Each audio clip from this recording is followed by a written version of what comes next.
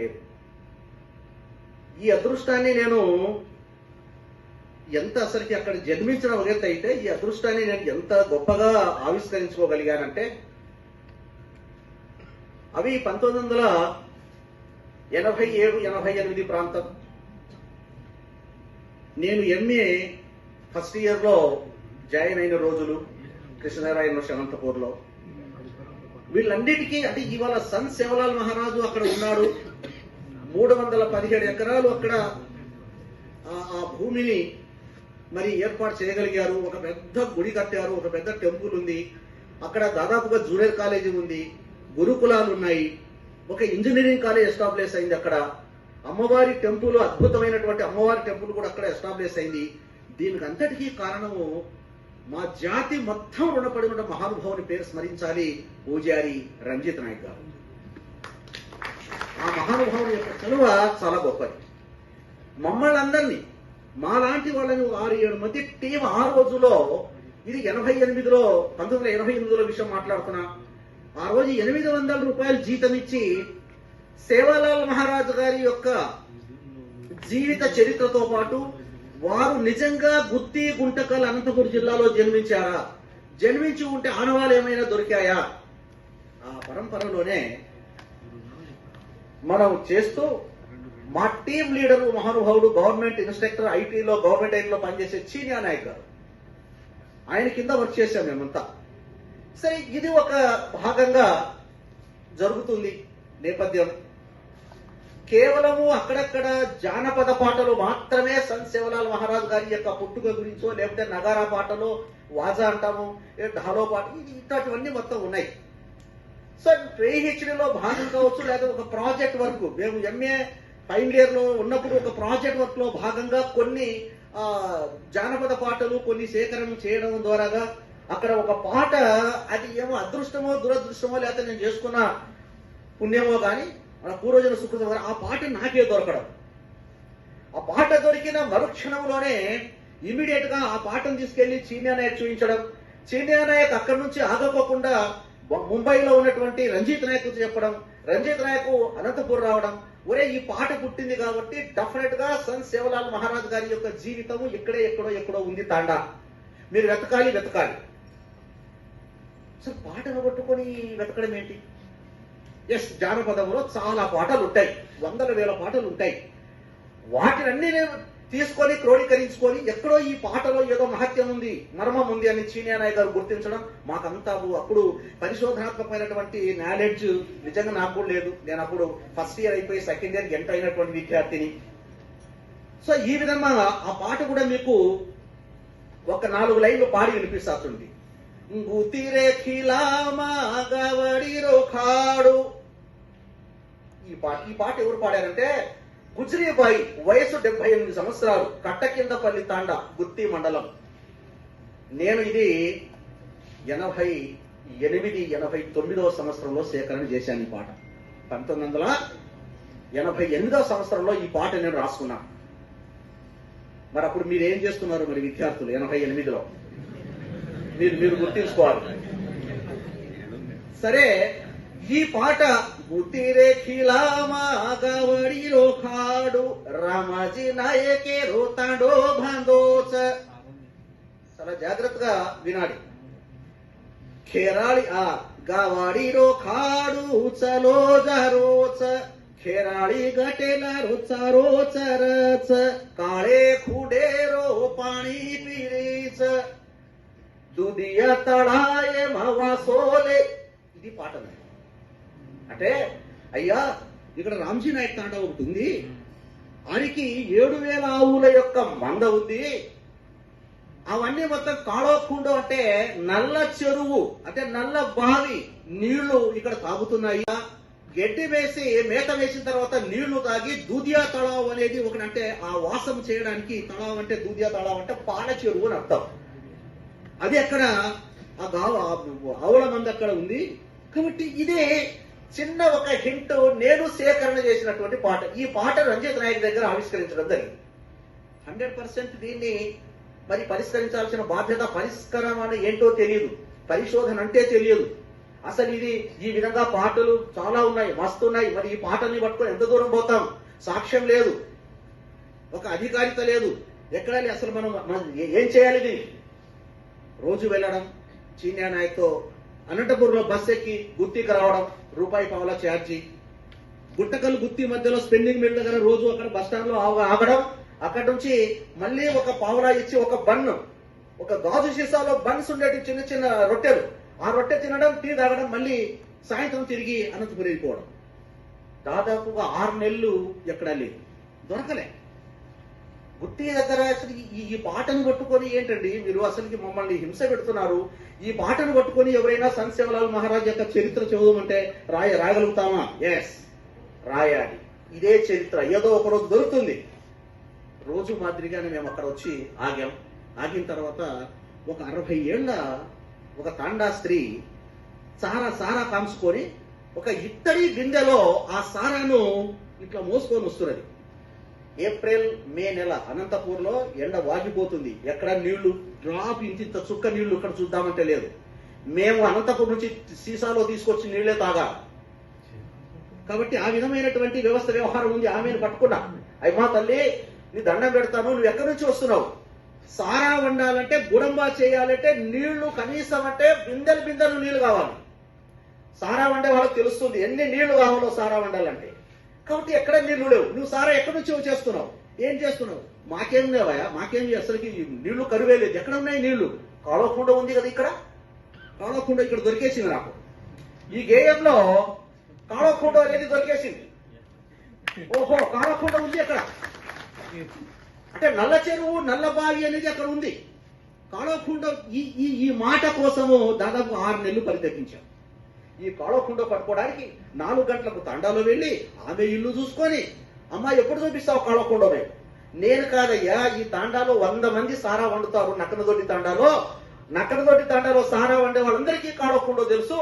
నువ్వు రేపు అక్కడ తోవలో ఉండు, ఇదంతా ఒక 50 మంది వెళ్తాం అక్కడ సారా వండడానికి, మా వెంట వస్తే కాలువకుండ చూపిస్తాం. మా టీంకు విపరీతమైనటువంటి జోస్ వచ్చేసింది. కాలువకుండ దొరికింది. సరే ఎట్టికరికి వెళ్ళిన తర్వాత అస్సలకి భయంకరమైనటువంటి అడవినండి. వాళ్ళు చిన్న తుమ్మ చెట్లు, ఆ సర్కార్ తుమ్మ పెరిగి అక్కడ నుంచి 6 కిలోమీటర్ల లోపల నడిస్తే అక్కడ నిజంగా బావి ఉంది, కాలువకుండ ఉంది, ఈత చెట్టు ఉంది. చిన్న ఒక సేవలాల్ మహారాజు సప్తమాతృకలతో పూజ చేసి తపస్సు చేసిన జగదంబ మరియామా భవాని, ఆ మెరమాయడి గుడి ఉంది. ఆ జగదంబ టెంపుల్ చిన్న ఒకటి ఉంది.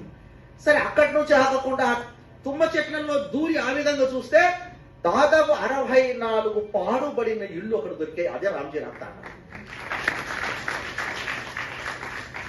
సరే ఇది అంతవరకైతే ఇది తీసుకొని అప్పుడు ఫోటోలు, ఈ సెల్ ఫోన్ లేవండి. కోటక్ మహేందర్ అది ఉండే కదా ఏదో రీల్, మళ్ళీ నెక్స్ట్ డే ఆ రీల్ ఫోటోలు తీసుకొచ్చి అవన్నీ మొత్తం ఫోటో తీసేసి రంజిత్ నాయక్ పంపించాం. మేఘాల మీద రంజిత్ నాయక్ బెంగళూరు నుంచి హైదరాబాద్ వచ్చేసాడు, ఇక్కడ హైదరాబాద్ నుంచి అనంతపురం వచ్చేసాడు. మరి టీం తీసుకెళ్లి ఇమీడియట్ గా మొత్తం చూసేస్తే ఇదే కాలువకుండ, ఇదే రామ్జీ నాయక్ తాండా, ఇక్కడే సంత్ సేవలాల్ మహారాజ్ తపస్సు చేశాడు, ఇదే ఈత చెట్టు, ఇదే చూడని చెప్పేసి మొత్తం ఐడెంటిఫై చేయడం జరిగింది. సరే వారు అడిగితే బళ్ళారి వెళ్ళండి అక్కడ దొరుకుతుంది. అయ్యా అక్కడే ఏమని రాశారంటే, నాదిర్ షా ఒక లేఖ పంపించాడు, ఒక నోటీసు ఎవరికి పంపించాడంటే భీమానాయక్. రామ్జీ నాయక్ కాలం అప్పటికి అయిపోయింది. భీమానాయక్ గారికి నోటీస్ పంపించాడు.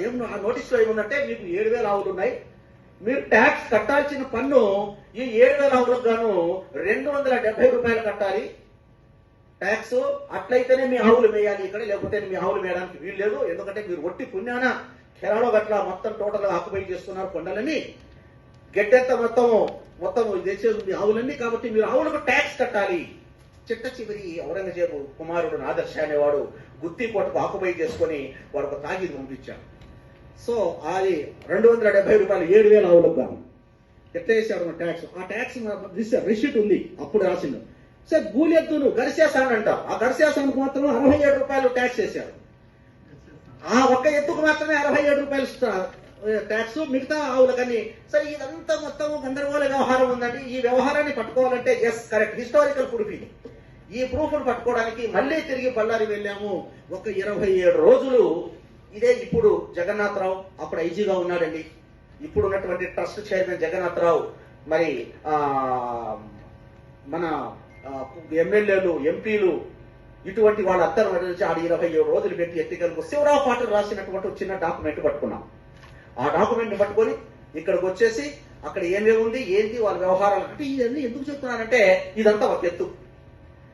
అక్కడ ప్రారంభమైనటువంటి అంటే 1988లో ప్రారంభమైనటువంటి యొక్క వ్యవస్థ 94కు వచ్చే నాటికి ఒక రూపానికి వచ్చింది. ఇదంతా మొత్తం పట్టుకోవడానికి సరే 94లో ఒక వ్యవస్థను ఏర్పాటు చేసుకొని 95 నుంచి జాతర స్టార్ట్ అయింది. మన జాతర అక్కడ సంతసేవలాల్ మహారాజ్ గారి టెంపుల్ చిన్నగా ఎస్టాబ్లిష్ చేసినాం. అక్కడి నుంచి 94, 95లో ఒక టెంపుల్ స్టార్ట్ చేసి 27 ఎకరాలతో పాటు మేము అడిగితే రేఖల్ చటార్జీ గారు మహాతల్లి ఎక్కడ ఉంది ఐఎస్ ఆఫీసర్ కానీ 60 ఎకరాలు ఇచ్చేసింది. గవర్నమెంట్ ల్యాండ్ ఉందండయా, మీరు 27 ఎకరాలు ఎందుకు 60 ఎకరాలు తీసుకోండి.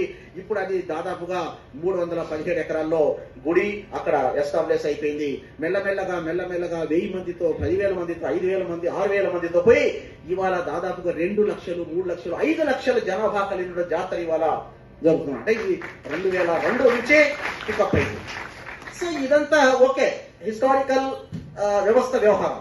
బట్ సేవలాల్ మహారాజ్ గారి యొక్క నిజమైన జీవిత వృత్తి నేపథ్యం ఏమిటి? ఎప్పుడైతే ట్యాక్స్ మేము కట్టమని చెప్పేసి నిర్ణయించుకున్నారో అక్కడి నుంచి అదే సంవత్సరం విపరీతమైనటువంటి కేవలం కాళకుండులో తప్ప దూద్యాత్రలో అక్కడ చెరువులు ఎండిపోయినాయి. మరి కొండల్లో గడ్డి లేదు. 7,000 ఆవుల్ని ఎక్కడ చేయాలి? ఎందుకంటే వాళ్ళ దగ్గర ఉండే గూలెత్తు గరిచేస్తాండే ఆయన 12 సంవత్సరాల ముందు కరువు ఏదైతే వస్తుందో ఈ జగదంబ మెరామాయాడి యొక్క దయ వల్ల, ఆ యొక్క అనుభూతి వల్ల వాళ్ళ వంశపారంపర్యంగా వస్తున్న గూలెత్తు మళ్ళీ అది 12 సంవత్సరాల పూర్వం అంటే ముందు ఉన్నటువంటి వ్యవస్థను గ్రహించి వెళ్లేసి సంత్ సేవలాల్ మహారాజ్కి చెవు కొరుకుతుందంట. ఎందుకంటే అయ్యా ఇక్కడ వీళ్లకు నువ్వు ట్యాక్స్ కట్టే బదులు మనం మూవ్ అయిపోదాం, ఈ తాండా వదిలి, లేకపోతే ఆవులు బతకవు, వీళ్ళ నీళ్లు లేవు, వీళ్ళ గడ్డి దొరకదు, వెళ్ళిపోదాం, మనము తుంగభద్ర నది ఒడ్డున వెళ్ళిపోదామని చెప్పేసి వచ్చి అది చెవు కొరికితే మహానుభావుడు అది గ్రహించి అక్కడి నుంచి మొత్తము పిల్ల పాపలతో లగని అంటారు దాన్ని, అది చేసేసి ఎట్టికలకు బళ్ళారి, మొలకనూరు బళ్ళారి దాటి హంపి దగ్గర ఎస్టాబ్లిష్ అయ్యారు. అంటే ఇది చారిత్రమైన నేపథ్యం. సరే మహాత్యం అంటామా? అక్కడి నుంచి ఆయన మనకు కర్ణాటక నుంచి మహారాష్ట్రలోకి జాయిన్ అయినాడు. మహారాష్ట్ర పొరాగఢ్ లో ఉన్నాడు. అక్కడి నుంచి నిజామాబాద్కి వెళ్ళి అక్కడ మళ్ళీ నిజాం దగ్గరికి వచ్చారు. నిజాం దగ్గర నుంచి ఉన్న హిస్టారికల్ ప్రూఫ్లు మనకున్నాయి. ఎందుకంటే జంగీ భంగి అనే మహోన్నతమైనటువంటి వ్యక్తులు అప్పుడు వాళ్లకు ఒకరికొకరికి 16,000 ఆవుల మందలు ఉంది. నిజాం గారికి పాడి పంటతో పాటు వాళ్ళకు నెయ్యి, ఈ పాలు అన్ని మొత్తం కూడా నిజాం రాజ్యానికి సరఫరా చేసేవాళ్ళు. వాళ్ళతో స్నేహం ఏర్పడింది. మీ నాయకుడు ఉన్నాడంట, బ్రహ్మాండమైనటువంటి నాయకుడు ఉన్నాడంట మీకు, సేవా సంతలాల్ మహారాజు. ఆడెవరు అసలుకి నా దగ్గర ఇంతవరకు కలవలేదు. నిజామాబాద్ లాంటి ప్రాంతంలో అట్లా వచ్చేసి తెలంగాణలో ఎంటర్ అయిన తర్వాత ఈ ప్రాంతం అంతా అక్కడ కర్ణాటకకు, రాయలసీమకు, తెలంగాణ ప్రాంతానికి మొత్తం ఒక రాజనీక వ్యవస్థలో ఉన్నాడు. అందరు నా దగ్గర జంగీ భంగి వాళ్ళు మీరు నా దగ్గరకు వచ్చి మీ ఆవులు మేపుకోవడానికి పర్మిషన్ అడిగారు. బ్రహ్మాండమైనటువంటి ఇదంతా జంగీ భంగి కా బయలు ఏర్తిరిగా తూర్పునిమా అని మీకు ఒక తాజా పత్రం ఇచ్చేసినాను. అసలు ఈ సంత్ సేవలాల్ ఎవరు, ఏంటి అసలుకి, వీరి మహత్యం ఏంటి, వీడేంది, వీరి యొక్క లెక్క ఎంత, వీరి పత్రం ఎంత? వీడు నా దగ్గర రాలేదు. ఎక్కడున్నాడు? కొరాగఢ్ నుంచి ఆవులు మేపుకుంటూ నిజామాబాద్ బార్డర్ లోకి వచ్చినాడు. మరి నా దగ్గర రావాలి కదా, నా రాజ్యంలో ఉన్నప్పుడు. వాడు ఎవరు? వాళ్ళు తీసుకురాడు, వాళ్ళు తీసుకొని రావాలి. జంగి భంగితో ములాఖాత్ అయిపోయి తీసుకొచ్చారు. ఆయన తీసుకొస్తే అయ్యా మీరు రాకపోతే మా వ్యాపారం దెబ్బతింటుంది, మా పాలు నెయ్యి దానికి సంబంధించిన రాజనీక వ్యవస్థలో వాళ్ళకు అన్ని లగనీ ద్వారాగా, మా ట్రాన్స్పోర్ట్ ద్వారాగా మేము ఉప్పు పప్పు బియ్యము వాళ్ళకు సరఫరా చేసుకుంటూ బతుకుతున్నాం. కాబట్టి మీరు డెఫినెట్ గా మా నవాబ్ దగ్గర రావాలి అంటే నేను వస్తానయ్యా, నేను రాకను, నన్ను చూస్తే నేను నవాబు మరి ఉంటాడా బతుకుతాడా అని చెప్పాడంట. అదేదో మేము చూసుకుంటాం, నువ్వు రా అంటే, అయ్యా మీరు సమానమైనటువంటి గౌరవం ఇస్తేనే వస్తారు. సమానమైన గౌరవం అంటే నువ్వు ఎక్కడ కూర్చుంటావో మా సేవలాల్ మహారాజ్కి అక్కడే నీ పక్కనే చేరేయాలి. నువ్వు నిలబడు, కోన్ హాయవో కిస్కాసే హాయే ఇట్లంటే కుదరదు. వాస్తవం ఇది హిస్టారికల్ ప్రూఫ్, ఉంది, జరిగింది. సరే ఓకే, ఎన్నికలకు వచ్చాడు, అందరూ తీసుకొచ్చారు. ఆయన తీసుకొచ్చిన తర్వాత అందరూ మహారాజులు అందరూ మొత్తం చూస్తున్నారు. ఓ హుకుం జహూర్ జహూర్ జహూర్ అని చెప్పేసి ఓహో ఓహో అని చెప్పేసి నమస్కారాలు వంగి లేచి పడి దండాలు పెడుతున్నారు. ఈయన మాత్రం నిఠారుగా సాక్షాత్కార నిఠారుగా ఇట్లే ఉన్నాడు. ఏమోయ్ ఏం నీకు కలుపా? అందరూ నమస్తే పెడుతుంటే నువ్వేంటి, నువ్వు నమస్కారం ఎందుకు చేయలేదు? అయ్యా నేను నమస్కారం చేస్తాను కానీ స్వీకరించే సంస్కారం మీకుంటే నేను చేస్తాను అన్నాడు. ఏమిటి నాకు సంస్కారం లేదా? నేను నమస్కారం చేస్తాను, నేను మీకు నమస్తే అని అనే లోపల ఒక పరీక్ష చేయాల్సి వస్తుంది. అక్కడ రాతి బండ ఒకటి పెద్ద తీసుకొచ్చి అక్కడ ఉండి పెట్టండి, దానికి నమస్తే నమస్కారం స్వీకరిస్తే ఆ రాతి పెద్ద రాతి బండ ఒక గుండు తీసుకొచ్చి అక్కడ పెట్టు అంటే వాటికి నమస్కారం చేస్తే అది ఏమైతుందో చూసుకొని నా నమస్కారం స్వీకరించే శక్తి మీకుంటే నేను 1000 సార్లు నమస్తే చేస్తాను. ఇదేంద్ర వీడు కొంత లేని మాట మాట్లాడతాడు కదా. తీసుకొచ్చారండి ఇంత పెద్ద పెద్ద గుండు తీసుకొచ్చి 1000 మంది పట్టి దాన్ని లేపితే కూడా లేదు అని తీసుకొచ్చారు. ఒక్కసారిగా జై జగదంబ అని చెప్పి నమస్తే కొట్టాడు. పీస్ లేచిపోయింది, ఆ గుండు పౌడర్ అయిపోయింది. ఇది చూశారయ్యా మహత్యం. ఈ మహత్యాన్ని సాక్షాత్కారంగా నిజాం నవాబు చూసినట్లుగా మనకు అనుభవాలు ఉన్నాయి, ఆ హిస్టరీ ఉంటుంది. సో ఇది ఇటువంటి మహత్యాలని. సో దీనివల్ల ఏం ప్రయోజనము? జాతికి ఏం ప్రయోజనము, లేకపోతే మనందరికీ ఏం ప్రయోజనము? ఈ యొక్క నేపథ్యానికి అసలు ఏంటి సంబంధం? సంబంధాలు ఉన్నాయి. అక్కడి నుంచి దాదాపుగా ఇంత శక్తివంతుడు ఈ దేశంలో ఉండొద్దు, నా ప్రపంచంలో ఇక్కడ ఈ చుట్టుపక్కల ఉండొద్దు అని చెప్పేసి దాదాపుగా 1000 మందికి కావలసిన భోజన ఏర్పాట్లు చేస్తాను.